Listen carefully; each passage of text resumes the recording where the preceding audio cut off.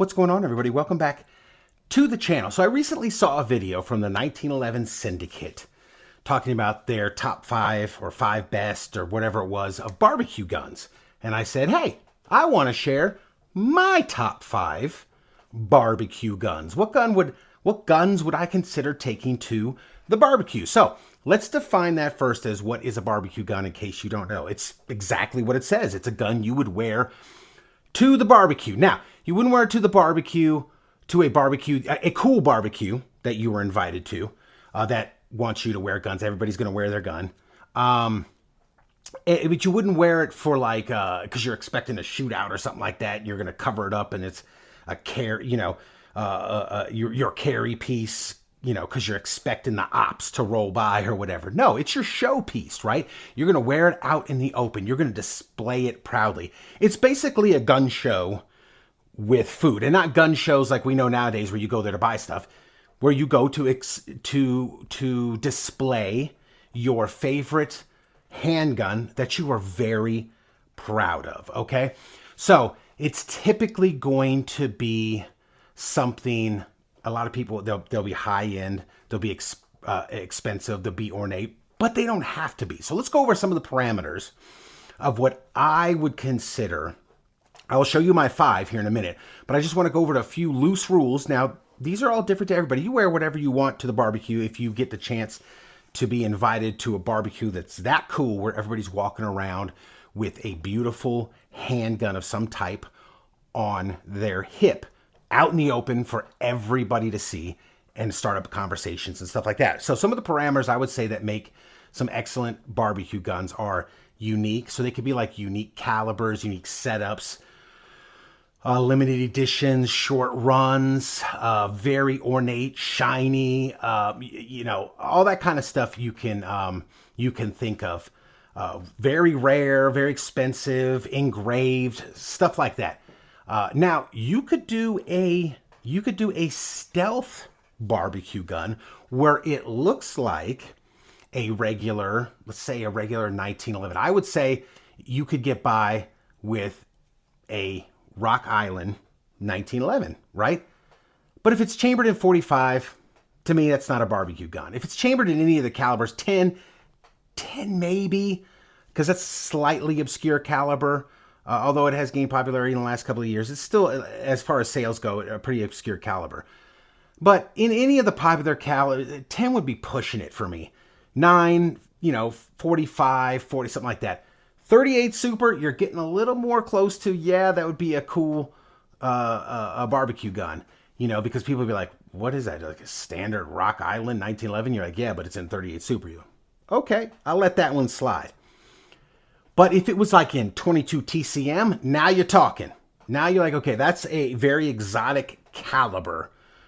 I would let that one into the barbecue. And me personally, if I had a barbecue like that, I'm inspecting every barbecue gun. You're not bringing a Taurus, just 9mm G3 to my barbecue in some Kydex or Uncle Mike's bullshit. That ain't happening. You need to bring your Sunday best, okay? It's almost like a service. Wear your best, all right? And I'm putting this out there too. Preferably in a leather holster, a very nice, let's say Galco, something high-end leather with a leather belt. If you got a leather holster, the leather belt, and a sweet limited edition, exotic caliber, engraved maybe, barbecue gun, you come right in. You see what I'm saying? So, that's how kind of the examples. If you just bring a standard 1911 45, it's like, okay. And spoiler alert, surprise, surprise, if you're familiar with my channel, I'll just let you know right now, 3 of the 5 are 1911s that I would personally take. If I was invited to a barbecue where they said, wear your gun, your best you got, bring it. 3 of the choices would be a 1911 out of my personal collection. Okay, so now let me give another little caveat. Let me get back to what I was saying. If it is a 1911 and 45, if it was a very old military 1911, like let's say a Black Army or a low serial number 1911, it was the military, you get the nod. You come right in 45 and it's in original condition, something like that. All the way, come on in. You know what I'm saying?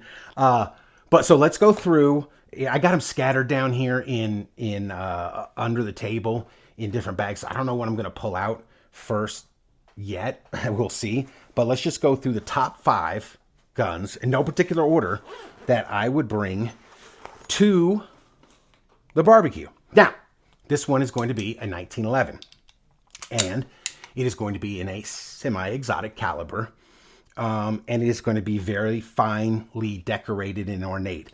So, I would bring a Colt Delta Elite. Now, a Delta Elite by itself would get you entrance into my barbecue.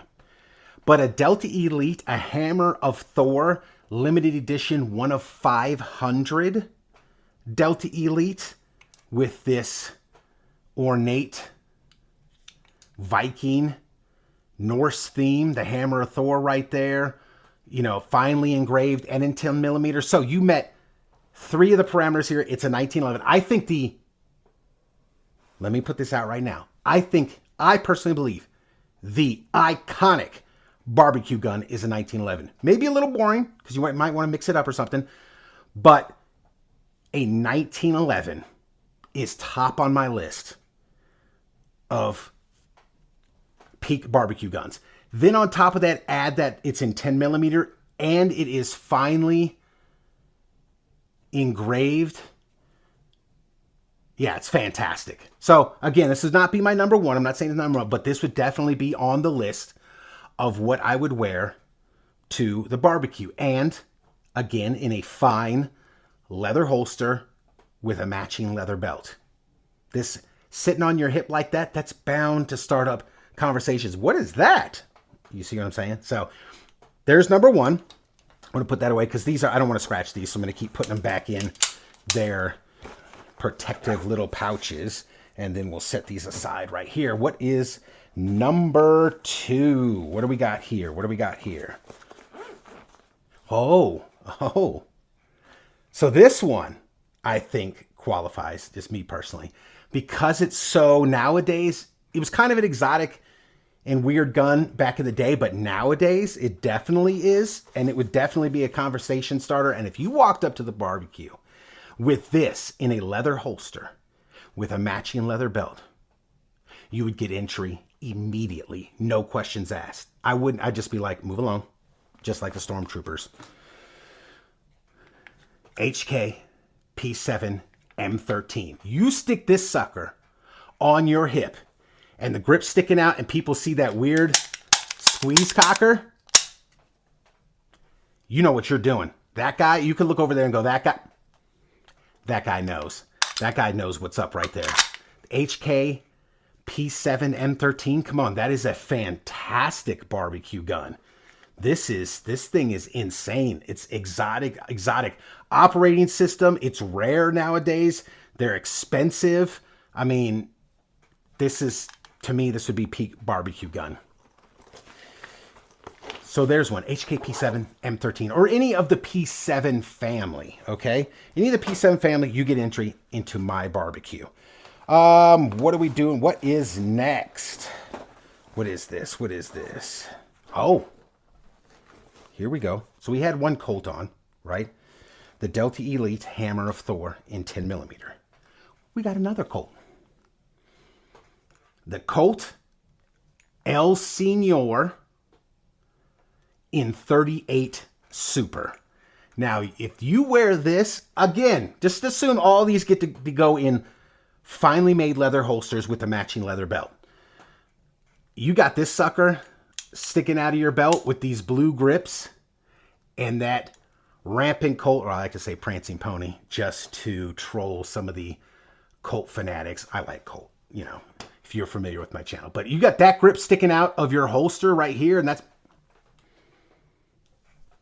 Come on in. Right in. I believe this is also, if I didn't say it before, I did. The Delta Elite, the Hammer of Thor, was 1 of 500 limited edition. This is also 1 of 500, the El Senor in 38 Super. So we got exotic caliber. We have a Colt, okay, which it's another point to gain you entry into my barbecue. So if you got a Colt on, there's a point for entry in it, but not any random Colt. It's got to be a little bit special. Then on top of that, it's limited edition. You get another point for that. It is high polished, and finally, I mean, this is obviously a, you know, a showpiece. So there's another point for that based on its finish and high polish. By the way, this is a smoke PVD. There you go. You can see now smoke PVD, slide, control, you know, thumb safety, slide stop slide release is the trigger. The trigger is like oxide or whatever. Grip safety, the screws on the grips, the mag release, that's all like a smoke gray PVD. And then I think this is high polished stainless. So it's ornate, highly finished, limited edition. It's a Colt, and it's a 1911, and it's in an exotic caliber, 38 Super. Okay, so this one would definitely gain you entry into my barbecue. All right, we got two more. This is going well. Let's do one that I think would barely make it into my barbecue, but I would let you in. And I don't have a lot of really nice, like highly engraved ornate revolvers, but because I look at I like revolvers, but they're very utilitarian to me. But this is a Model 27, a Smith & Wesson Model 27 357 Magnum. Now, it is a newer, like reissue, but the Model 27 has, it's got these beautiful grips on it. It came from the factory. You got all kinds of extra work up here on the top strap. This is a massive, massive gun. It only holds 6 rounds of 357 Magnum, but it is insane how big this gun is. This is a very large gun. Okay. I said this would barely make it in because it's not like a very common Model 10. It's not a lot of the very common models. It's not uncommon, but I would respect it. I would say that guy, again, this is one of those guns to me that goes, that guy knows a little something about revolvers. If you got a Model 27, now if you got a registered Magnum, just don't even, just walk right by. You get right in. You see what I'm saying? But I think this would barely get you entry into my barbecue. You had to throw a revolver on there. Now, let's say you came up with something like a Ruger Red Hawk or something in 357 maximum or something like that, or an odd caliber, 30 carbine. Let's say you came up with a revolver, and I'd be like, what is that? This just looks like a regular revolver. Yeah, but it's in 30 carbine. You are free to go into the barbecue. That's how I would handle it. Model 27 would barely gain you entry into my barbecue, but it would. And this is one from if I was going to choose revolver, and I have quite a few, I would say, if they said, is barbecue revolver only?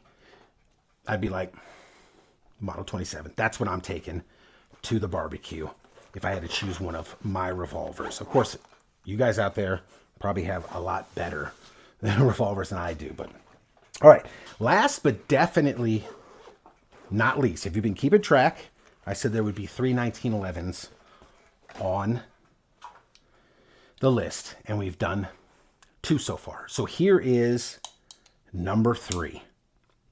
Number 5 in the list, and number 3 in 1911s. And that is the Dan Wesson Heirloom, the 2023 Heirloom, chambered in 38 Super. So again, this one gets almost as many points as the Colt because it's a 1911. It is finely decorated and ornate engraving. Yeah, I know it's probably laser engraving. It is a 1911. It is engraved. All right. It is a limited edition, one of 500. All right. This one happens to be, I think, 314. And it is in an exotic caliber. It's in 38 Super. So you would definitely, if you were rocking this on your hip, you walked up to gain entry into my barbecue, and you're rocking a cocked and locked, and I see a little bit of engraving right there. I'm like, oh, what is that? Dan Wesson Heirloom, 2023 Heirloom in 38 Super. Please come right in. That's how it would be right there.